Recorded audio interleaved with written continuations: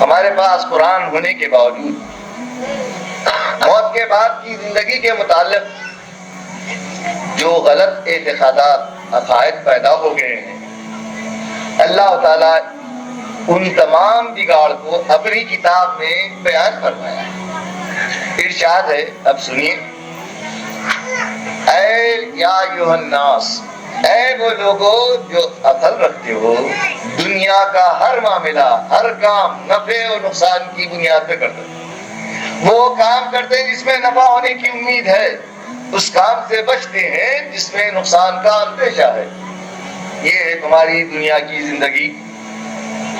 جب یہ حقیقت ہے، یہ تمہاری عقل اور فطرت کا تقاضا ہے، تو اب یہ ایک مثال بیان کی جاتی ہے جو حقیقت واقعہ ہے، اس کو غور سے سنو، کان کھول کے سنو۔ جو لوگ اللہ کو چھوڑ کر دوسروں کو پکارتے ہیں،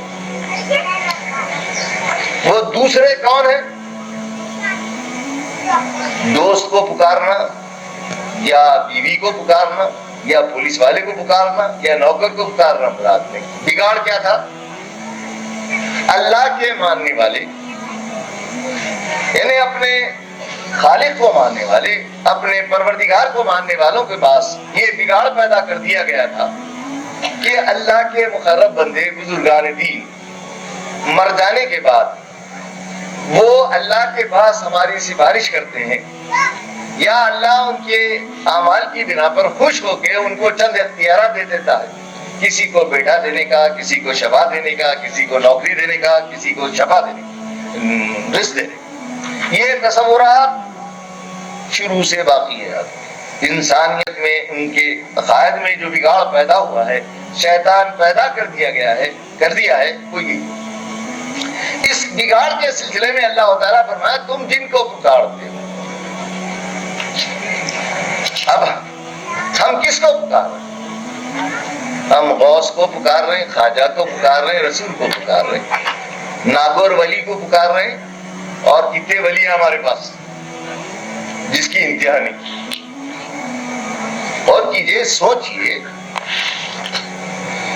یہی کام عیسائی کرتے ہیں، عیسیٰ علیہ السلام کو پکارتے ہیں، مریم علیہ السلام کو پکارتے ہیں، یہودی عزیر علیہ السلام کو پکارتے ہیں،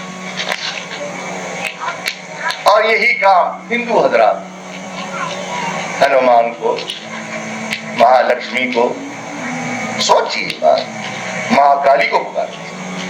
کیوں پکارتے ہیں؟ یہ حضرات اللہ کے مقرب بندے ہیں، اللہ کے چہیتے ہیں، یا اللہ ان میں حلول کر کے آیا ہے، اوتار ہے یہ ان کو پکارے تو ہماری مشکل حل ہوتی۔ یہ تصور ایسے عقیدے والوں کو جو غیر مسلم ہیں، ان کو ہم کافر بولتے، جہنم میں جانے والے۔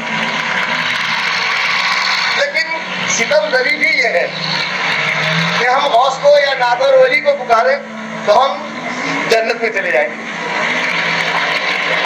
کیا یہ عقل کا فیصلہ ہے؟ تمام انسان اللہ کے بندے ہیں، بات سب کے لیے قانون یہ۔ دنیا آپ دیکھ رہے ہیں، چاہے ہندو ہو، عیسائی ہو، سکھ ہو، مسلمان، پیٹ بھرنے کے لیے جو قانون ہے اللہ کا، اس کو اپنائے بغیر پیٹ نہیں بھرا جا سکتا۔ مسلمان ہونے کی بنا پر بغیر محنت کے پیٹ نہیں بھرتا، عیسائی ہونے کی بنا پر بغیر محنت کرے پیٹ نہیں بھرتا، ہندو ہونے کی بنا پر بغیر محنت کرے پیٹ نہیں بھرتا۔ تو پھر سوچئے، اللہ کا جو نظام ہے، انسان کی ضروریات کا دنیا میں ایک ہی سورج ہے، ایک ہی زمین ہے، ایک ہی چاند ہے، یہی ہوا ہے، یہی بارش ہے، سب کے۔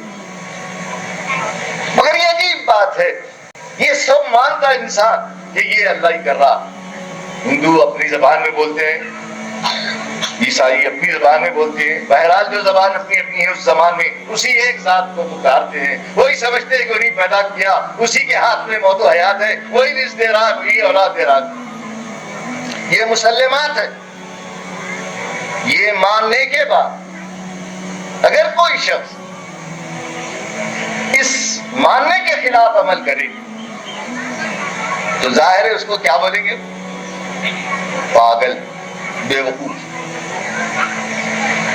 جب ہمارے یہ مسلمات ہیں تو دنیا اللہ کی پیدا کرتا ہے، موت کے بعد کی زندگی وہ بھی اللہ پیدا کیا ہے۔ اللہ فرمایا وَلِلَّهِ الْآخِرَةُ وَالْأُولَىٰ، ارے لوگو، عقل والو، فکریں تم، یہ میری بنائی ہوئی ہے.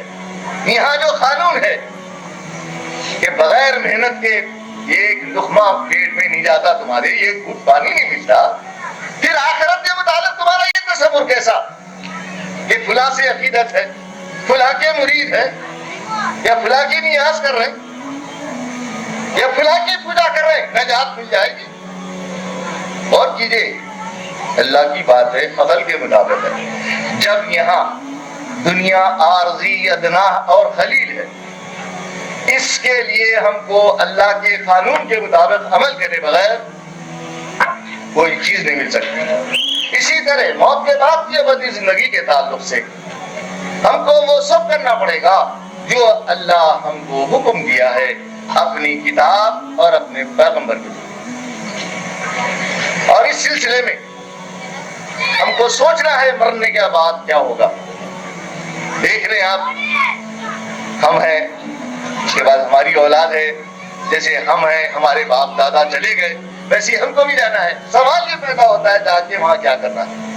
یہ علم اللہ اپنی کتاب میں دیا ہے.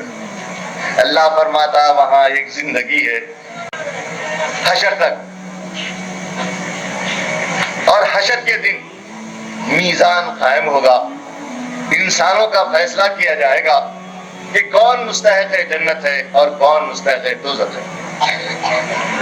اس کے مطابق اللہ فیصلہ فرمائے گا. تمام انسان اللہ کے بندے ہیں، اللہ کی مخلوق ہے.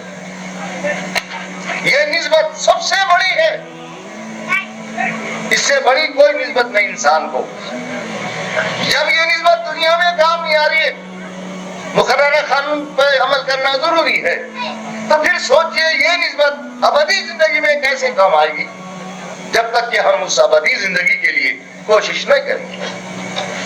اللہ تعالیٰ اس کوشش کو تفصیل کے ساتھ بیان کیا ہے.